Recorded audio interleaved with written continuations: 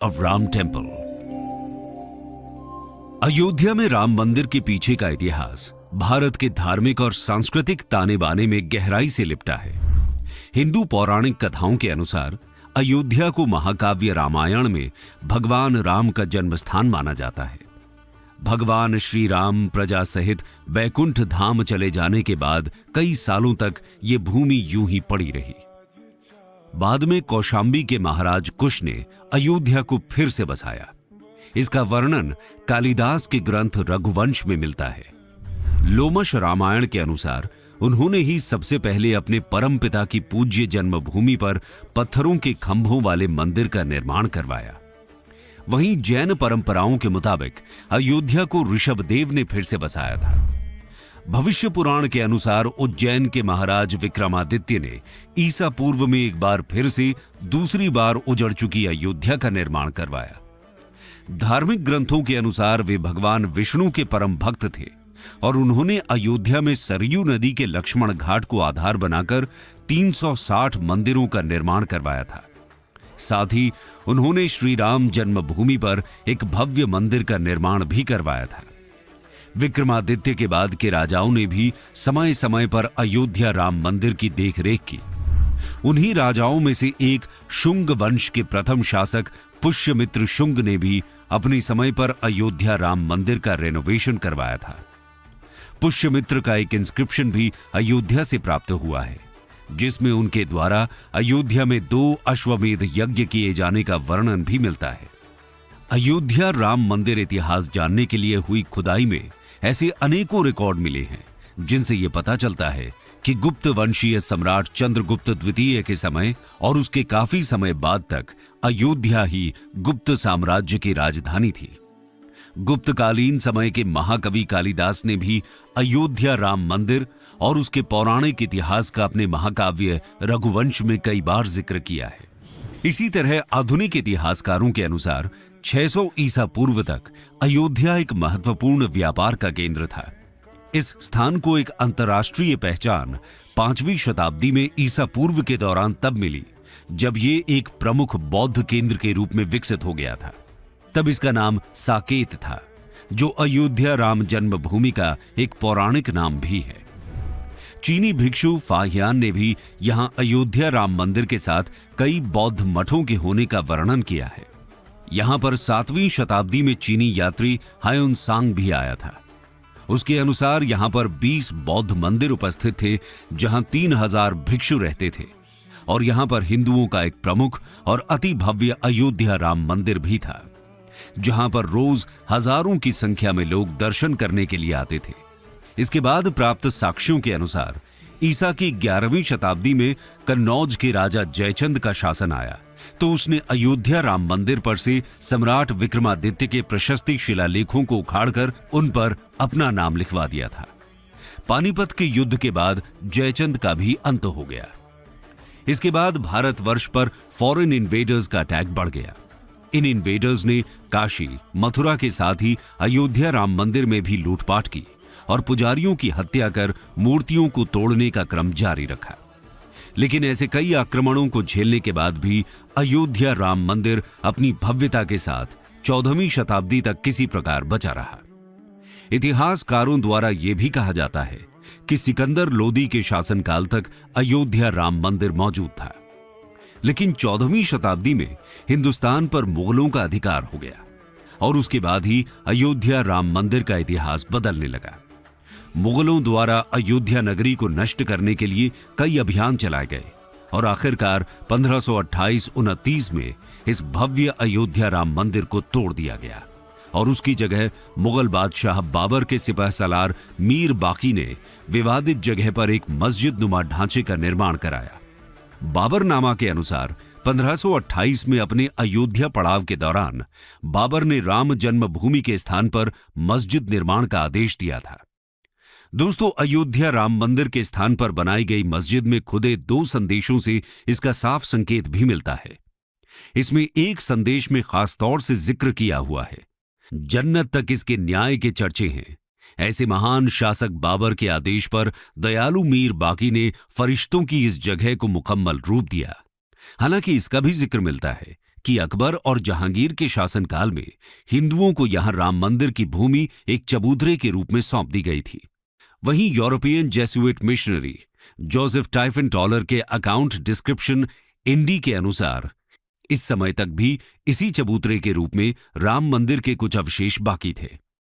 लेकिन क्रूर शासक औरंगजेब के समय में अयोध्या के गवर्नर फिदाई खान ने औरंगजेब के आदेश पर 1660 एडी में राम मंदिर और हिंदुओं द्वारा प्रभु श्री राम की जन्मभूमि माना जाने वाला रामकोट फोर्ट्रेस तोड़कर अपने पूर्वज बाबर के सपने को पूरा करते हुए मीर बाकी द्वारा बनाए गए मस्जिद के ढांचे को एक भव्य मस्जिद का रूप दे दिया।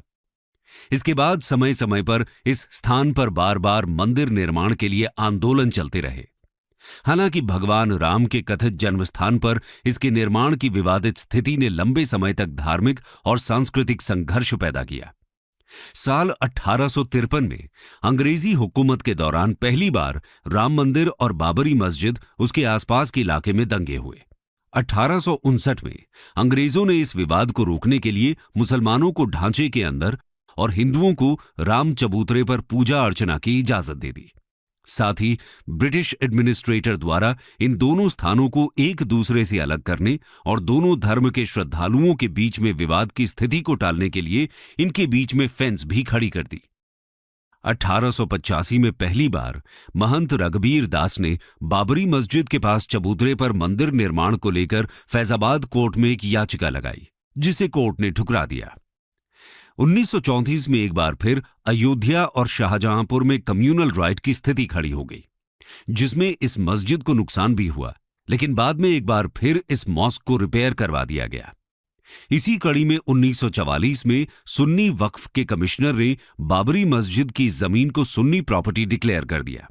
उनका कहना था कि बाबर एक सुन्नी मुसलमान था, ऐसे में यह जमीन वक्फ बोर्ड के अंडर आती है। साल 1947 में भारत आजाद हो गया और इसके कुछ समय बाद 23 दिसंबर 1949 को राम जन्मभूमि मंदिर के इतिहास में एक बार फिर जबरदस्त मोड़ आ गया।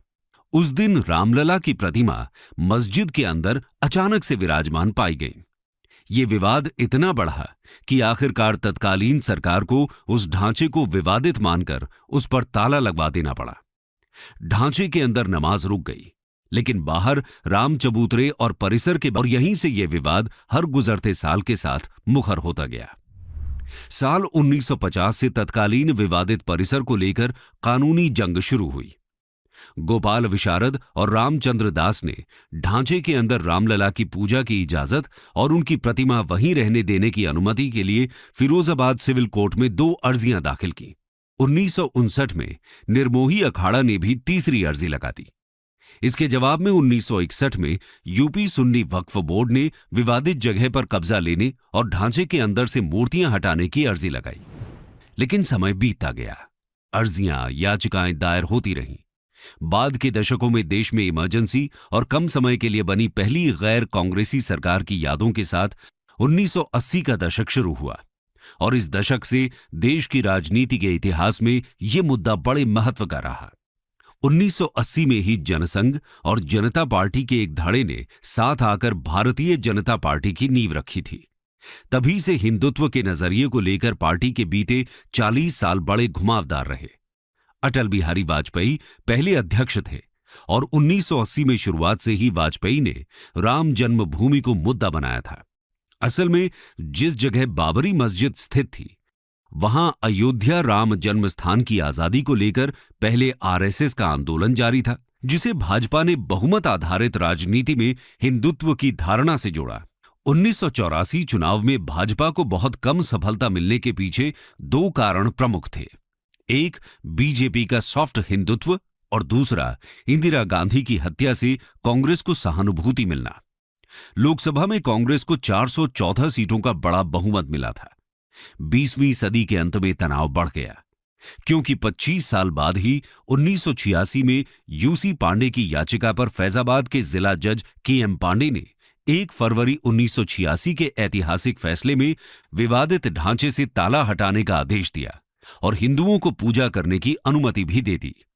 आगे चलकर अगस्त 1989 में इलाहाबाद हाईकोर्ट ने फैजाबाद जिला अदालत से टाइटल सूट अपने हाथों में ले लिया और विवादित जमीन पर पूजा अर्चना बरकरार रखने का आदेश दिया।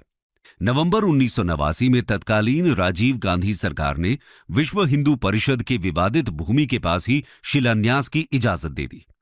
इससे बीजेपी और हिंदू संगठनों का उत्साह अपने चरम पर पहुंच गया, लेकिन देश और खासतौर पर उत्तर भारत सांप्रदायिक हिंसा में घिर गया।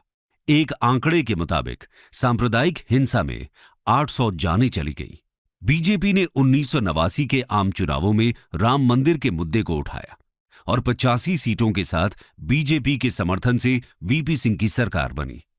इस उत्साह को भुनाने के लिए सितंबर 1990 में बीजेपी के तत्कालीन अध्यक्ष लाल कृष्ण आडवाणी ने श्री राम रथ यात्रा का आयोजन किया और राम मंदिर जन्मभूमि आंदोलन को एक नया मोड़ दिया।